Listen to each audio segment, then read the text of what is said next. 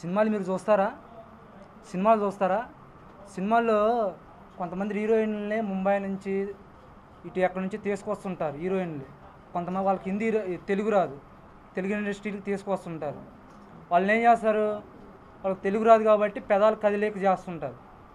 వెనకాల ఏం చేస్తారు? పెదాలు కదిలేక మొత్తం అయిపోయిన తర్వాత డబ్బింగ్ చెప్తుంటారు. డబ్బింగ్ చెప్పినప్పుడు ఏమవుతుంది? వాళ్ళకి తెలుగు మాట్లాడినట్టే కదా. అలాగే నాతో పెదాలు కదిలింపు జరిపించారు. దాని తర్వాత ఏమైపోయింది? దానికి దీనికి డబ్బింగ్ చేయించి దాన్ని సీడీని ప్రజల దృష్టిలో తీసుకెళ్లారు. ఇప్పుడు ప్రజల దృష్టిలో అది ఎలా కనిపిస్తుంది? సత్యంబాబే చేసిండు, సత్యంబాబు ఇలాగ వెళ్ళిండు, సత్యంబాబు అలాగ చేసిండు, ఇలాగ వెళ్ళాను అని చెప్పేసి సత్యంబాబే చేసిండు అని చెప్పి సీడీ విడుదల చేశారు.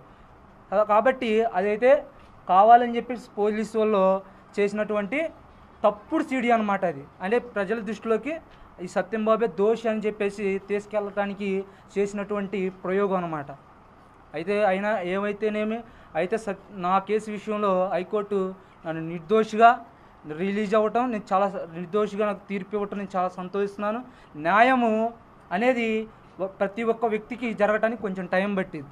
కానీ నా విషయంలో కూడా 8 సంవత్సరాలు 8 నెలలు టైం పట్టింది. అయినా కూడా ఆ 8 సంవత్సరాలు 8 నెలలు న్యాయం కోసం నేను ఎదురు చూశాను. ఏ విధంగా అయితే నేను 8 సంవత్సరాలు 8 నెలలు ఎదురు చూశాను, న్యాయం నా పక్షాన ఉంది కాబట్టి నేను నిర్దోషిగా విడుదల చేయటం, హైకోర్టు తీర్పు ఇవ్వటం నేను చాలా సంతోషిస్తాను. నా కుటుంబం చాలా సంతోషిస్తుంది. మరి ముఖ్యంగా నేను ఒకటే విన్నపం చేసుకునేది, నాకు గనక ఏదైనా చిన్న హాని జరిగినా సరే అప్పుడు ఉన్నటువంటి దర్యాప్తులో ఉన్నటువంటి ఎవరైతే ఉన్నారో నాకు చిన్న హాని జరిగినా సరే వాళ్ళదే పూచి. కాబట్టి నాకు ఏదైనా హాని జరిగినా ఇప్పుడు ఈ మీడియా ద్వారా ప్రజల దృష్టిలోకి వెళ్తుంది కాబట్టి అదిగా అందరి దృష్టిలో, ప్రభుత్వం దృష్టిలోకి వెళ్తుంది. నాకు చిన్న హాని జరిగినా సరే మొత్తం ప్రపంచం మొత్తం చూస్తుంది. కాబట్టి నాకు ఏదైనా హాని జరిగినా సరే వాళ్ళదే బాధ్యత. కాబట్టి ఒక విధంగా చెప్పాలంటే ఒక చిన్న కేసు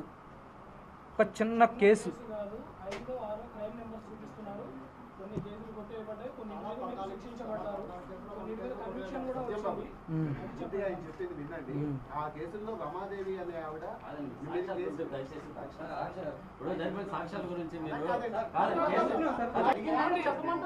పార్టీ పెట్టారు, ఆ అబ్బాయి మాట్లాడుతున్నారు, మీరు మధ్యలో ఈ కేసు జరిగిన దర్యాప్తులో ఉన్నప్పుడు మీరు జైల్లో ఉన్నది అదంతా జరిగేది కారణం. అయితే ప్రజెంట్గా అయితే వాటి గురించి వదిలేసేయండి. కాదు, ఎందుకంటే ఇప్పుడు మనం మీడియా సమావేశంలో మాట్లాడేది హైకోర్టు ఇచ్చినటువంటి జడ్జిమెంట్ గురించే మాట్లాడుకుంటున్నాం. కాబట్టి హైకోర్టు ఇచ్చిన జడ్జిమెంట్ ప్రకారంగా మనం వెళ్ళాలి తప్ప నన్ను నిర్దోషిగా రిలీజ్ చేసింది. దాని విషయంలో ఏదన్నా ఉంటుందా? అంతముందున్న కేసులో కూడా నిర్దోషిగా హైకోర్టు తీర్పిచ్చింది. అంతకుముందు ఇజ్జుడు అడగండి, ఇప్పుడు పోలీసు వాళ్ళని కూడా అడగండి. ఎందుకంటే మిమ్మల్ని నేను ఏమంటలేదు. హైకోర్టులో కూడా నాకు ఇంతకుముందు కూడా నిర్దోషిగా ప్రకటించింది. మళ్ళీ వాళ్ళు సుప్రీంకోర్టుకి కూడా వెళ్ళారు, అది కూడా యాక్సెప్ట్ చేయలేదు. దాని విషయంలో కూడా అక్కడ కూడా నాకు న్యాయం జరిగింది.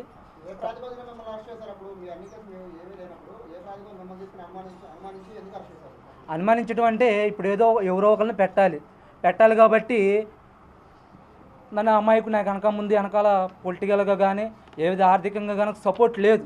కాబట్టి నన్ను ఆ రోజు ఇంట్లో కూడా తీసుకెళ్ళేటప్పుడు కూడా మా అమ్మ కూడా ఏం మాట్లాడలేని పరిస్థితి. కాబట్టి దాన్ని బట్టి అర్థం చేసుకోండి. దాన్ని బట్టి నన్ను ఇలాంటి వాడిని పెడితే కేసులో ఎవరు అడిగే వాళ్ళు ఉండరని చెప్పేసి నన్ను పెట్టడం జరిగింది. నా మీద తప్పుడు ఎంక్వైరీ చేయటం, తర్వాత కేసులు పెట్టడం, తర్వాత మరి హైకోర్టులోకి వెళ్ళిన తర్వాత హైకోర్టులో నా కేసు కొట్టివేయడం జరగటం, నేను నిర్దోషిగా నన్ను హైకోర్టు ప్రకటించడం జరిగింది. నిర్దోషిగా నా కుటుంబంతో చేరడం జరిగింది. అంటే అప్పుడున్న ఒకటి వెళ్ళి ఆనాడు ఎవరైతే ఉన్నారో ఆ టైంలో వాళ్ళ దగ్గరికి వెళ్ళండి. ఆ టైంలో మీకు తెలుస్తుంది, మీకు డబ్బింగ్ చెప్పించారు అని మీరు ఎట్లాగైతే చెప్తున్నారో ఎవరైతే మీకు అది కాదు, మీకు ఎట్లా తెలిసింది?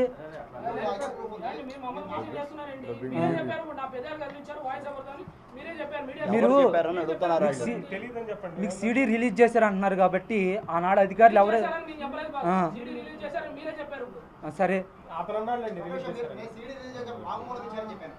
సీడీ వీడియోలు మేము మొత్తం ప్రశాంత్ గారు సార్ వాంగ్మూలం ఇచ్చారు. జడ్జిమెంట్ మీద మాట్లాడండి. జడ్జిమెంట్ మీద మాట్లాడండి.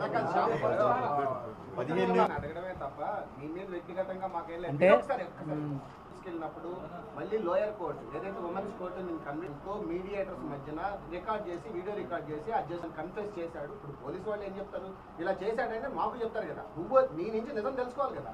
నువ్వేమో ఆ రోజున ఉమెన్ కోర్టు జస్టిస్ కూడా ఆవిడ పర్యవేక్షణలో ఇది ఎలా వెళ్ళావు ఎలా చేసావు అంటే మొత్తం అన్ని విధాలా తెలియదు కాబట్టి లేదా పోలీసులు ఎదుర్కొంటారు. అది నాకు తెలియదు కాబట్టి తెలియదని చెప్తాను.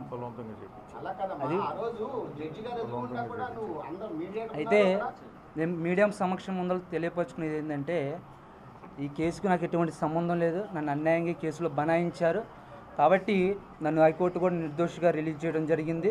నా కుటుంబంతో కలిసి సంతోషంగా నేను జీవనాన్ని సాగించడం జరిగింది, కొత్త జీవితం ప్రారంభించడానికి. అయితే నిర్భయ కేసులో ఆ నిర్భయ తల్లిదండ్రులకు ఏ విధంగా న్యాయం జరిగిందో అయేషా తల్లిదండ్రులకు కూడా మరి అదే విధంగా న్యాయం జరిగితే ఆ తల్లిదండ్రులు కూడా సంతోషిస్తారు. మిలియనర్ టెస్ట్ ఎలా మ్యాచ్ అయిందండి మీది ఆయాషా మేర దగ్గర ఎలా మ్యాచ్ అయింది మీరేం చెప్తారు? అది సత్యంబాబు గారు ఒక ప్రశ్న, ఇప్పుడు నాకే థ్రెట్స్ ఉన్నాయా చెప్పండి. అయితే ఈ కేసులో నన్ను అరెస్ట్ చేసినప్పుడు కేసు ఒప్పుకోకపోతే మీ అమ్మని మీ చెల్లెల్ని చంపుతాను, నేను ఎన్కౌంటర్ చేస్తానని చెప్పారు.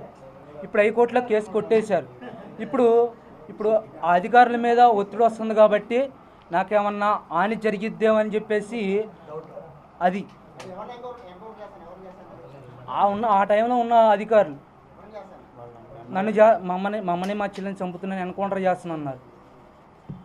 దాని నిమిత్తం దాని గురించి నేను చెప్పడం జరుగుతుంది మీడియా సమక్షంలో. ఇప్పుడు మేము అప్పుడు ఒప్పుకున్నారంటే నా బెదిరించారు మీరు ఒప్పుకున్నారు. అంతే. పోలీసుల నుంచి ఇప్పటికీ నీకు థ్రెట్ ఉందనుకుంటున్నావా? అయితే కేసు కొట్టేశారు కాబట్టి మరి అధికారుల మీద ఒత్తిడి ఉంటుంది కాబట్టి మరి ఏ క్షణంలో అయినా జరగవచ్చు అనేది నేను అనుకుంటున్నాను.